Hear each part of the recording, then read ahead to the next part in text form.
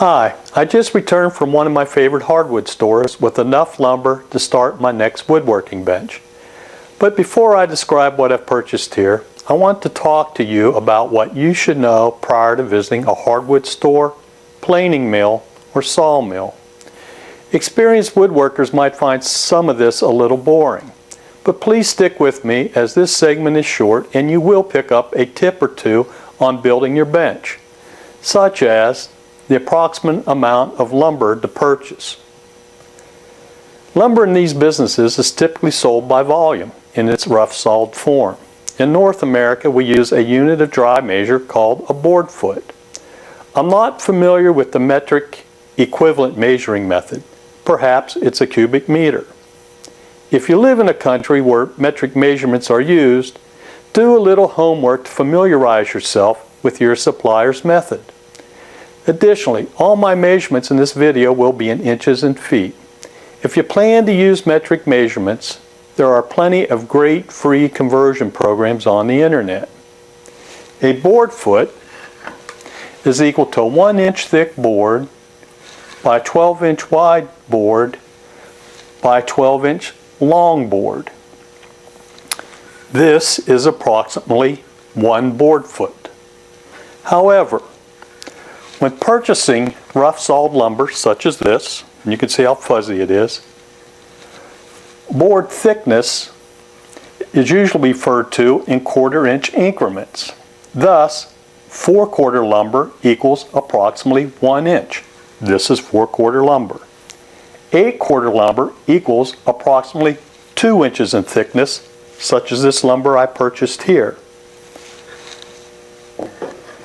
So what does 10/4 lumber equal?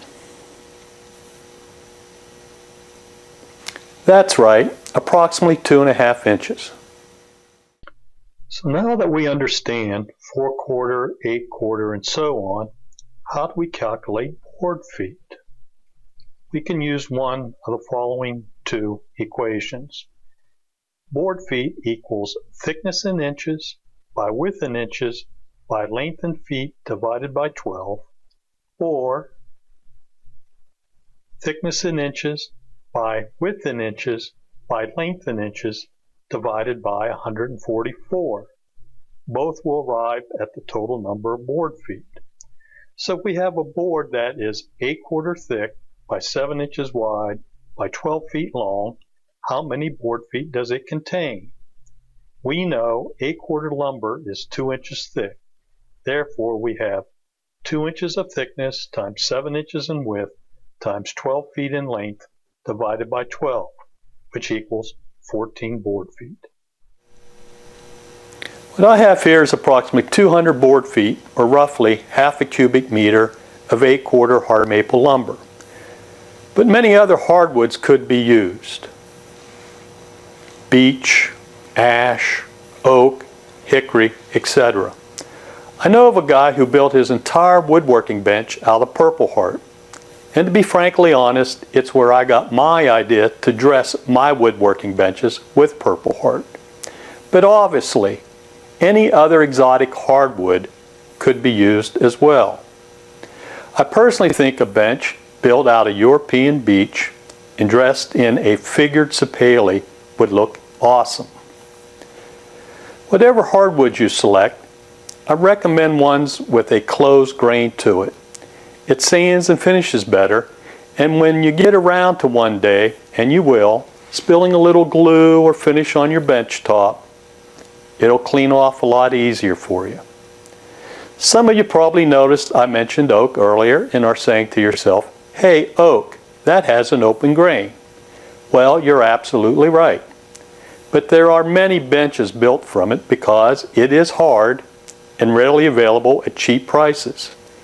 It's just not a wood I would prefer to select because of its open grain. A little more about hard maple.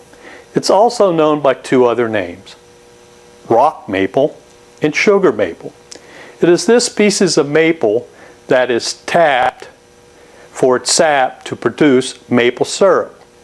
It is the sugar in this sap that gives the sap wood of hard maple its hardness when dried. Do not use a soft maple, such as the silver maple, for your bench. Some of you may be aware that some commercial bench builders use soft maple. Well, soft maple's called soft for a reason. It will dent very easily. And that just doesn't make for a good quality woodworking bench. I will be using Purple Heart to dress up my bench. But if I were to build my bench entirely out of hard maple, this 200 board feet would be roughly what I would need, give or take somewhere around 20 board feet. I can't tell you exactly how much lumber to buy. When you're building something of the size of a woodworking bench, there is going to be waste to the project. Probably on the order of somewhere around 20% or more. And that is if you pick your lumber wisely. More if not. An example. What I have here is a slab strip left over from a prior bench build. I cut my slab strips just shy of 3 inches at 2 15/16 inches. If I have a board that is 5 inches wide and I rip a 2 15/16 inch slab strip from it, I have a 2-inch wide strip of cutoff that is this long that is not usable in my bench construction. Thus, it is waste to the project. However, it might be usable in another project someday, but that's a risk I'd rather not take. We all pay good money for the lumber we buy, and if we can't reuse it or sell it, it's money lost. Also, all the lumber I have purchased here is 11 to 12 feet in length. So when I allow for cutting out my slab strips to make my bench top, my cutoffs are going to be 4 feet or longer in length. I can use these cutoffs for the trestle base legs, the vise jaws, end caps, and etc. for the bench. However, if you can't buy lumber in these lengths, please don't lose any sleep over it. I can't always get lumber in these longer lengths myself. 8 feet or longer will get the job done. Additionally, when you purchase your wood, try to avoid heartwood, knots, and end cracks as much as possible. You can't eliminate it completely, just reduce as much as possible. This will also reduce the amount of waste you'll experience.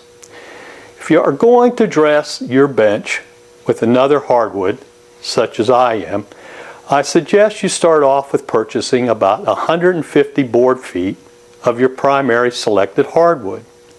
You may have to go back and buy a board or two later, but that's probably better than having lumber left over if you can't use it.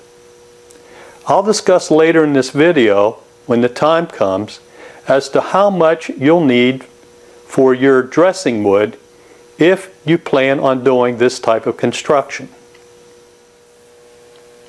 Lastly, I would like to discuss a big time saver that costs little to have done.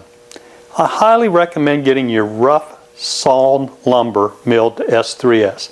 That's ripping a straight edge along one side of a board that's been planed on both sides to a specified thickness. It cost me just $75 US to have this entire 200 board feet done. That's a steal of a deal when you consider it takes me several days to accomplish this in my shop on a joiner and planer, each requiring pass after pass on each machine. But it can be done this way if you prefer to or have to. I did my first bench this way as the lumber supplier I chose had no milling capabilities at the time. S3S provides a good, straight reference edge for making additional rip cuts, and you'll have plenty of those to do constructing your bench. And it allows for square cross cuts when cutting pieces to length. This reference edge permits one to go right to the chop saw or the table saw with their lumber, saving hours of labor in a small home shop. As my bench will be mainly built out of 1 3/4 inch stock, I have my lumber S3S to 1 7/8 thickness. I prefer to do my finish planing, the final dimensions, myself. I'm very particular about the quality of my benches, and this helps me to achieve the quality I'm looking for.